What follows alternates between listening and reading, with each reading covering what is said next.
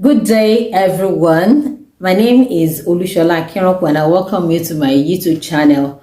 On this channel, I will be talking to you about my journey, my story. That's my journey from 2007 to 2017.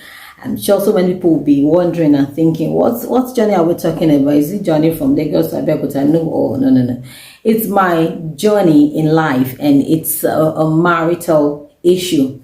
It's my journey in marriage, 2007 to 2017. It was a horrible one, but here we are still alive. And we came together in 2007.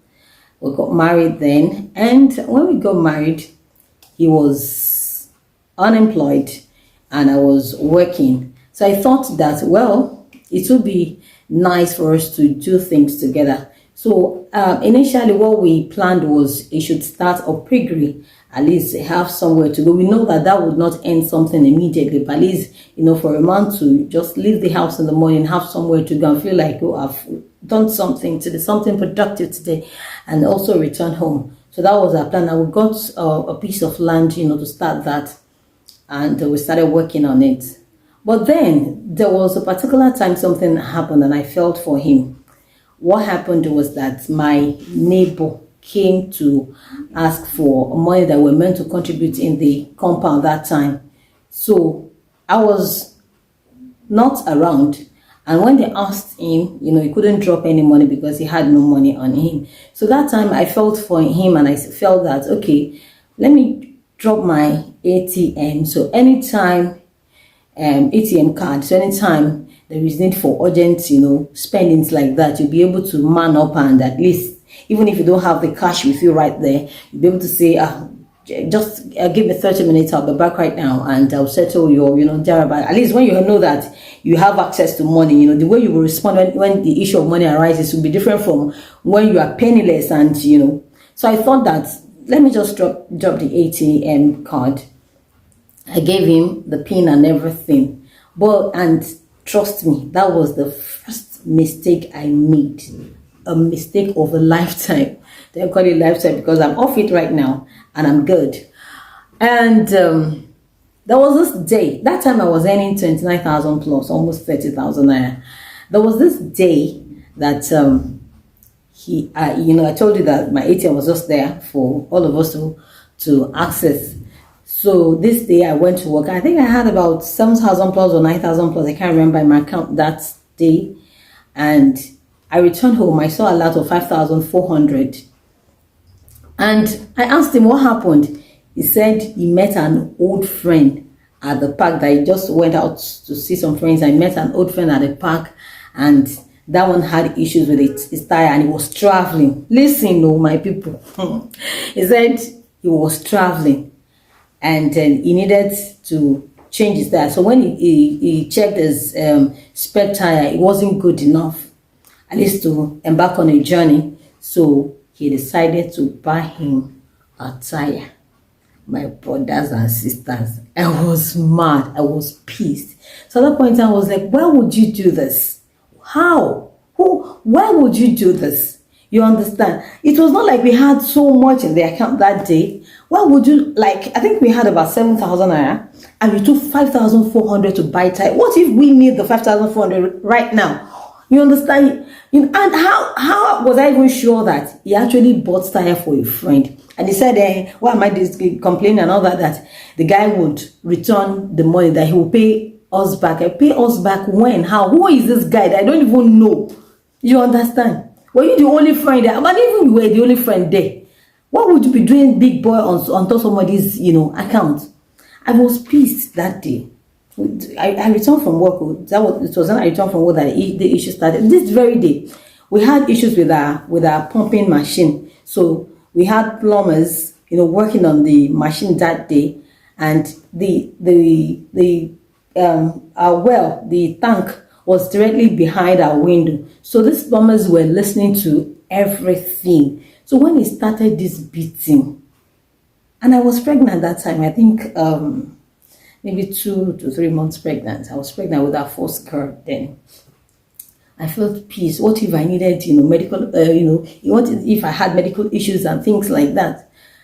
And this when he started beating me and all that. So my neighbors came around and they wanted to settle the issue, and he started lying that I was being rude, I was being this. And thankfully, the plumbers were. I didn't even. I was not even conscious of their presence. I didn't know they were listening to what happened, and the plumber said no, that we listened to everything, that she was only complaining that I didn't even know how it went. When you are mad, you don't know whether you were saying the wrong thing or not. But I knew I was not happy that day. Why would you just spend my money like that? So those ones said he didn't do the right thing and all that he ought not to have beaten me. It was meant to be apologizing because it was my money and all that. And we got everything settled then. But I tell you, that was the beginning of my ordeal. He did it the first. Actually, before that time, I would only say that was my major beating, that people would come and rescue me. Before that time, I've had, like slap, like, and all that. There was a day like that he slapped me, and he said he just wanted to check how my reaction would be. He didn't mean it, that I would never do that. And stupid me. I believed him. Don't forget that I said that he had no job. That is to tell you that it was my house, it was my everything. I put everything in there. So even if anybody should leave, you should know who is supposed to leave. I would not leave my things. Although I left eventually, I had to leave everything. But that will be the end of the story. But this is serious, and you'll have good time in listening to this. When I was narrating the story to somebody, my friend said, "You really need to write a book. Oh. You really need to write a book on this." And I'm not a good writer. I started something, but then I said, "Let me just start here. Let me share with my people. Let me share what's my friends on this channel." And to know my growing up, I remember when I was I can't remember if my father ever laid his hands on me. I cannot remember. I even remember there was a day like that my mom beat me. You know what I did? I cried. It was when I returned from school. I can't remember what I did actually. But my mommy beat me that day, and I cried till my dad returned, because I wanted to report my mommy to my dad. Hey, your wife beat your daughter. And I remember that my mom was telling me that day that cry all you can. He is my husband. And I said, he's my daddy. I will return to him when you can. My brothers and sisters. Now I'm married though. Who do I call? Who do I report to? I was on my own. I couldn't even tell my parents, But I told them eventually. But at that time, I started thinking, this is a hell of a mistake.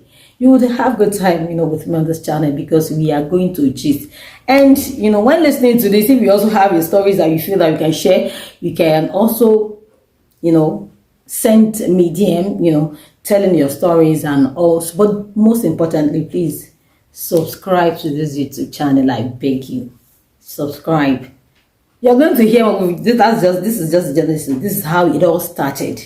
This is how the journey of my slavery in marriage started. Thank you very much. Thank you for being part of this first episode of my story, my journey 2007-2017. Once again, my name is Olushola Akinrokwe, and let's begin again.